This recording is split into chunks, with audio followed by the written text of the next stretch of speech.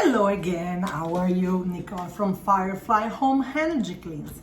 Today I would like to talk to you a little bit, moving on from always the ecology, sustainable products and everything. Let's talk more about energy. So the energy of the home. I will post more about energy, Feng Shui, how to create a good energy in your home and subsequently in your life and so on. It's very, very important where we live, because imagine our home is like our castles. Outside we have all the problems, the stress, work, commute, traffic. We are mixed with a lot of people energies and we absorb because we are like sponges. Believe it or not, we are like sponges. We absorb a lot of energies from others. So it's very important that our homes are basically our shield to the world. It's important for us. It's important for our kids. They are growing and they absorb even more than us, oftentimes. And it's also important for our pets. Because remember, animals are much more connected to nature and to the subtle energies of nature than us. We humans, for some reason, we got disconnected, we forgot about it. And we often pollute ourselves with alcohol, cigarettes, drugs. Drugs can be also prescription drugs. Unfortunately, in this country, United States, where I am right now, compared to Europe, there's a huge problem with prescription drugs use and abuse, and that all of that disconnect us from being more natural, from our natural being, our balance, from our chakras, which are energetic points. We all have this. Believe it or not, it's like believing or not in the gravity. You cannot believe in the gravity if you want, but if you throw something again outside the window from the second floor, it's gonna fall down. If you throw yourself out of the window, you're gonna fall down and it's gonna hurt a lot, or worse. And it's the same with energy. Believe it or not, we are made also of energy. We're made of material stuff, but we're made also of energies. A lot of people say, oh, that jumbo, I don't believe it, but try it. What is love? What is fear? What is this, like, chicken skin that you feel like when you're like scared or alert when something happened in the street at night maybe, or what's the sixth sense, what's the gut feeling that we have? What is all that? That is energy. But the energy that I like to talk more about, and like when I use this example to make people understand that we are energy, we are made of energies, the energy exists, is love. What is love? But even anger is an energy. So everything is energy. That's in life, in the universe. And I always also invite people to look into physics, quantum physics, even a little bit. I'm not a scientist at all, but I like to research those things. And I really love quantum physics. I don't understand 80% of it. Sometimes for something so small and a little concept, I need to reread it or 10 times. But there's amazing documentaries out there, which I always invite people to, because once you see physics or you start learning about physics or quantum physics, even for kids or teenagers, that's great.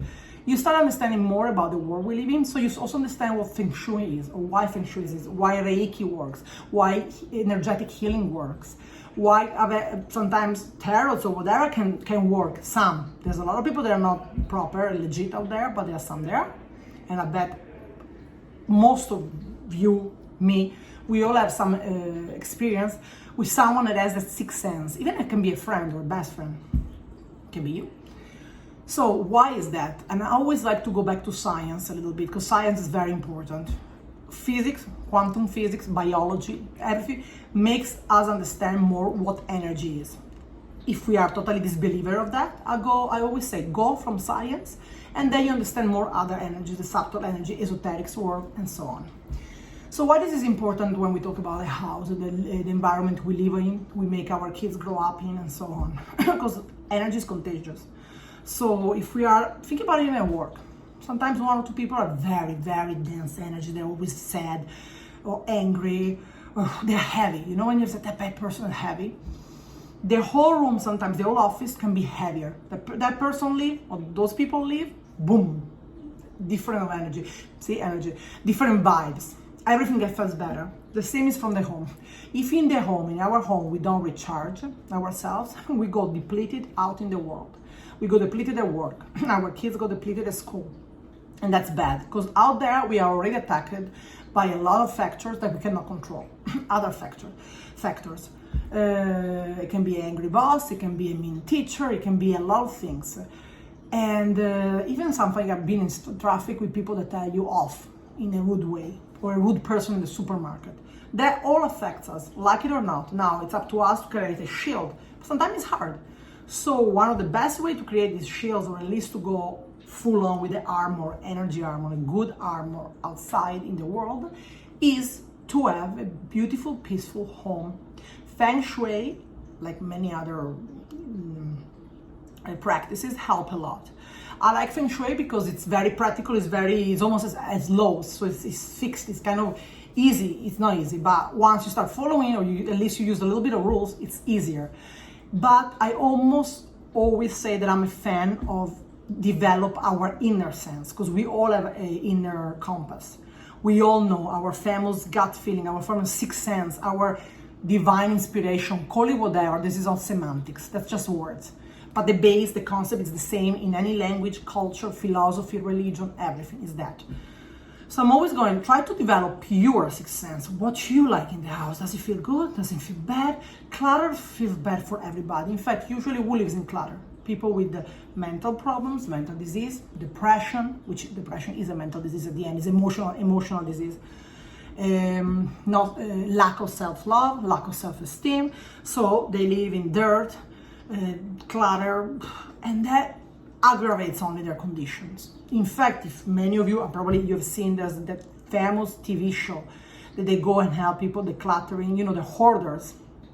Hoarders is a huge psychological problem, but it has many layers. There's a reason why you get to hoard things. And their energetic healing can help the person to heal forever and for real.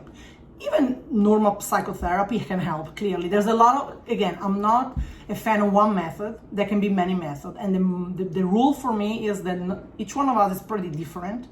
So one method can work amazing and wonders for me, but for you, it cannot do anything maybe. One method works very well for you, and for me, it doesn't do anything. Or worse, can damage me. Healing usually doesn't damage, but maybe nothing happens. So I don't believe in healing anymore. I get discouraged. And again, so it's a way to find the method. And the same for here in the house, in the home. How do I adjust my home? Okay, following the rules of Feng Shui. Okay, following rules of everything. But follow your rules, your sixth sense. Try, let's let's try to redo it, remove it, or move all the furniture in one room.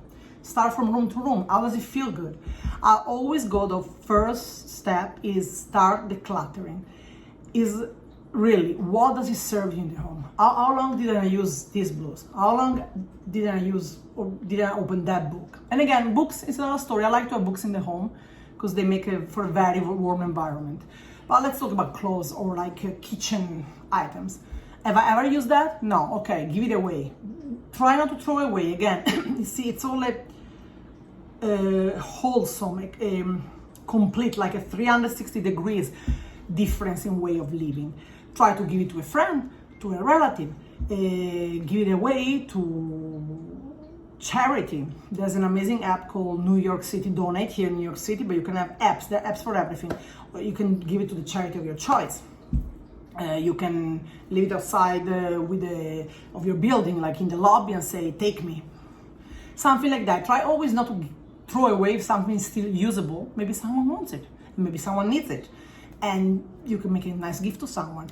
So that was a little bit of introduction and explanation why I will do also Feng Shui, and I talk about the energy, the vibes of the gardens, of the house, of each room, of everything, because it's encompass a overall good living, to live good, to live in peace, to live balanced, because everything has to be in balance. Everything that is out of balance from one side or another side, any extreme doesn't really help us in anything. It's not really helpful. It kind of defeat the purpose. So that was it. I will talk from now on a little bit more of Feng Shui. I'm really into ecology and products, so I'll definitely do more of that, but I'll try to do some more design, Feng Shui ideas, and we are all here to learn. I learn with you, doing this for you, and I hope you learn something with me. Thank you so much for being here today, and I wish you a great day.